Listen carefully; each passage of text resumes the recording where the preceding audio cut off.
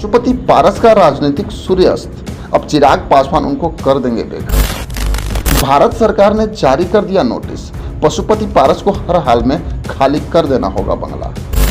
चिराग पासवान मंत्री बनते ही पशुपति पारस को किया बेघर, अपने पार्टी का बदला लेने की कर ली है पूरी तैयारी। बिहार की राजनीति में चिराग पासवान की राजनीति की धमक इस कदर बरकरार है कि पशुपति पारस को अब दिल्ली का बंगला भी खाली करना होगा। वैसे तो पशुपति पारस की तरफ से दावा किया जा रहा है कि चिराग पासवान की तरफ से ही हमें परेशान किया जा रहा है, लेकिन वैसे अगर देखा जाए तो समय आज पूरी तरह से चिराग पासवान के पक्ष में है। एक समय था जब पशुपति पारस केंद्रीय मंत्री थे और चिराग पासवान अपने पार्टी के लिए स्ट्रगल कर रहे थे, लेकिन आज समय बदल गया कि चिराग पासवान केंद्रीय मंत्री हैं और पशुपति पारस आज पूरी तरह से राजनीति से आउट हो चुके हैं। क्योंकि कहा जाता है कि भगवान की लाठी में आवाज नहीं होता, वही आज पशुपति पारस में फिट बैठ रहा है। जब पशुपति पारस मंत्री बने तो उन्हें ऐसा लगा कि मंत्री पद उनका कभी जाने वाला ही नहीं। शायद आपको याद हो कि चिराग पासवान के बंगले को खाली कराने में पशुपति पारस का ही हाथ रहा था। वहीं 13 जून 2021 को जब स्वर्गीय रामविलास पासवान की बनाई पार्टी को जब पशुपति पारस राष्ट्रीय अध्यक्ष बनने के लिए अपने ही पार्टी का बंटवारा कर दिया, जबकि चिराग पासवान कोई भी फैसला अपने चाचा पशुपति पारस से पूछ के ही करते थे।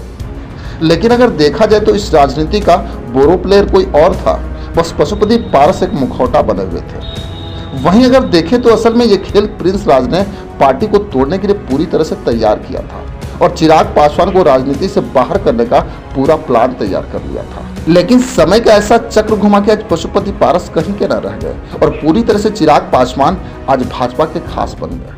अब तो सरकार ने ये नोटिस जारी कर दिया है कि 13 तारीख तक बिहार का लोजपा ऑफिस और दिल्ली का बंगला खाली कर दिया जाए, नहीं तो सामान को बाहर फेंक दिया जाएगा।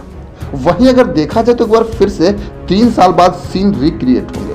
अब तो सबसे बड़ा सवाल है कि पशुपति पारस के पास कुछ नहीं बचेगा, ना उनके पास कोई वोट बचा, ना ही उनका पद बचा।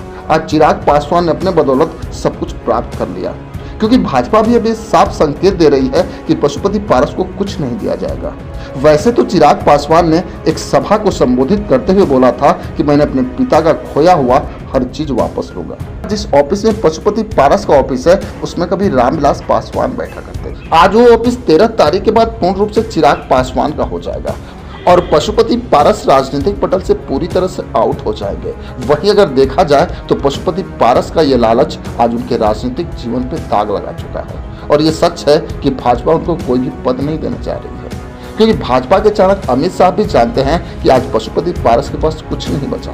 क्योंकि पशुपति पारस को एक आस थी कि शायद उन्हें राज्यसभा भेज दिया जाएगा, लेकिन उपेंद्र कुशवाहा को राज्यसभा भेजकर भाजपा ने उस पर भी विराम लगा दिया। अब इतना तो तय है कि पटना में चिराग पासवान ने जो बोला है वो कहीं न कहीं सत्य प्रतीत होते दिख रहा है और पशुपति पारस का बिहार विधानसभा सीट लेने का भी जो स्वप्न है वो टूट जाएगा और पशुपति पारस का राजनीतिक दिवालियापन निश्चित ही होना है और उनका राजनीतिक सुर अब अस्त हो जाएगा।